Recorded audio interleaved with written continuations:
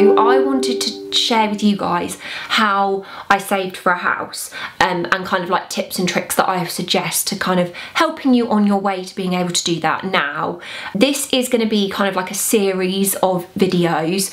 I thought if I did one massive video, it would be so long, and I know how much I go on, so I thought I would split it out. So I'm going to also do some videos on the process of actually buying a house, because I did it on my own and I had absolutely no idea what I was doing, and nobody tells you anything. And so yes, I wanted to do that as another video, but today's video I thought I would share kind of like my journey of it. Now, everybody's circumstances are different and I'm very aware of that, so I'm not saying if you follow these steps you're going to be able to buy a house or whatever. I'm just saying this is what I found helpful. And I asked you guys what kind of videos you'd like to see, and some people said that they would like to see how I saved for a house. So I have done a blog post on it, so it's going to follow like a similar vein for that, but I have written some little things down, so if I keep looking down, that is why. So obviously, first things first is your deposit, and that's what you're working towards when you are saving to buy a house. Now, for me, no matter how much you can put aside, doesn't really matter. I started with an Excel spreadsheet and I put in all of my outgoings for every month, so I could see exactly how much money I would have left over at the end. So after my car, after rent, after food, after bills, everything, and I kind of separated that out, whatever was left, into me money and savings money, because I thought it was really important that I did have some money to do some stuff with it, otherwise I would have gone stir crazy, but I will get onto that. But fundamentally, a spreadsheet is what helped me become vigilant with my money. I think a lot of us, and I certainly did when I was younger, take money for granted a little bit. We earn a certain amount and then we just live beyond our means a lot of the time, and actually having a spreadsheet to see how much I was spending on things really woke me up and made me become way more aware of how much I was spending on things and what I could afford to cut back on and what was really important to me in terms of money. And having that spreadsheet in my younger years, I would say kind of like from 19 onwards, really taught me a lot about myself and about money. And for that, I think it's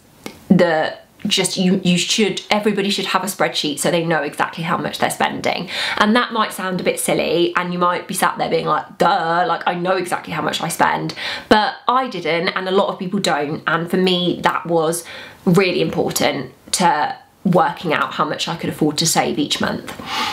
And when I went self-employed, that threw a spanner in the works really, because it then meant that I had to have a certain amount of accounts to be able to submit to a bank to say, lend me the money for this mortgage. Now, I still had my spreadsheet, but instead I separated things out, all of my outgoings, but then also tax, life and savings. So I had an additional box which was tax, because all of the money that came in wasn't mine, some of it was the tax man's. And for me, as a self-employed person, having a tax pot was so important, because I just knew that I couldn't touch that money. And my savings account, I could dip in and out of if I needed to, but that was my savings, that was my deposit. Yes, that's kind of how I started. And I did a few things along the way to help me manage my money a little better. So I had my spreadsheet. That did become a little bit more difficult to manage when I became self-employed, because I wasn't sure exactly how much money I'd be earning each month. Whereas when I was in a full-time job, I knew I'm going to get X amount each month and X amount's going to come out. I knew X amount was going to come out, but I didn't know how much was going to be coming in. So I signed up for an app called Monzo, which now I think is actually setting itself up as a bank, but at the time it was just a way to monitor your money on your phone, which was just incredible. You could split it out on the app into groceries, into entertainment, all of these different sections, so that you could see how much you were spending on the go. If you can hear padding around, it's Rue on the floor. But yes, you could see exactly how much you were spending on the go. So if I go to Starbucks and use my Monzo, it comes up straight away.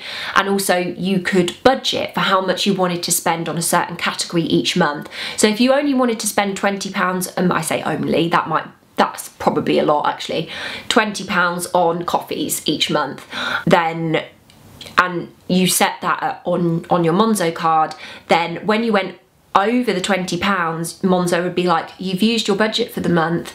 So it just gave you that on the go realization about how much you're spending. I couldn't recommend it enough. It's free, and you have to apply for it, but it's incredible, and it really changed my spending habits as I became self-employed and realized how much I was just spending on the go. I also signed up for the Help to Buy ISA that's part of the government scheme. The Help to Buy ISA that I signed up for was you could put in a maximum of £200 a month, I think, or it may have been £250, but I think it was £200. You didn't have to put, you could put as little as you wanted in. £200 was the maximum, and I think you could start off with like £1,000. So if you had enough money to put in there, you could put in £1,000 in one go, and thereafter you could put in a maximum of £200 each month. Now for me, I knew I didn't want to touch that money, and I was in a position to be able to put in £200 a month, so I set up a direct debit for £200 to just go out. The great thing about the Help to Buy ISA is that you can take the money out when you need to. So it's not locked in there. It's accessible whenever you need it, so you don't need to worry if you're feeling like you're throwing money into it and you're not going to be able to get it out in case of emergency. You can. And what happens at the end of it is when you buy your house, you close the account and you give the closing statement to your solicitor. Your solicitor will request the funds from your bank, and your bank will put in a percentage of what you've put into it. And I think I put in about 5,000, and I got £1,000 for free from the government. Amazing, because that covers fees for stuff, or is an extra bit of money towards your deposit, so it's great. So I definitely recommend looking into the Help to Buy ISA if you haven't already. And one of the things that I did as well when I signed up for Monzo, I also signed up for Cineworld's Unlimited card, because I knew that I still needed to have a social life when I was saving for my house. Like, it can be quite encompassing to be like, I need to save all of this money, I can't go out, I feel guilty for spending this, blah blah blah. So I knew that if I paid I think it's £17 something a month to Cineworld, I can go to the cinema as much as I want, and I also get 25% off at certain restaurants that are affiliated with Cineworld. And it was amazing for me, like in the lead up to buying the house. Like, me and my friends would go for dinner, I'd get us 25% off, and then I'd go to the cinema for essentially free because I used it so much. It's nearly £10 a go to go to the cinema now, so I also get 10% off food and drink in the cinema as well. So it was just a really good guilt-free way for me to enjoy my social life in the lead up to buying a house, and I didn't have to feel bad about it. Another thing that I found really useful was having the RightMove app on my phone. I could look at houses all of the time, see what was coming onto the market, see what was selling quickly, see what wasn't. I didn't view any houses because I thought I don't want to fall in love with something and not be able to buy it, because I knew I had to wait for this 3-year period to come to a close.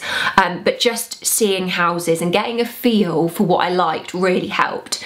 I watch a lot of location, and Kirsty and Phil always say on there that you can't buy a house and like disqualify it or say it's the dream house based on pictures. Like, you have to go and view it, which I totally agree with. But for me, not being able to buy, but being able to just see what was happening on the market was really useful. So I would definitely recommend just having a look, and you can get more of a feel for what you think you might like. And then when you actually come to view houses, when you've got the money, you're ready to go, look above your budget. Not a huge amount above your budget, but just ever so slightly. I think that was a big tip for me. When I was looking at RightMove initially, I was just looking within my budget, and there really wasn't very much, and I wasn't really seeing anything that I liked. And then I upped my budget like barrier a little bit on RightMove to just slightly more, and so many more houses came through that I was like, yes, that is the kind of house that I wanted to live in. And when I started viewing houses, they were the houses that I viewed, because you don't necessarily, when someone puts a house on the market, they're not necessarily thinking they're going to get that amount.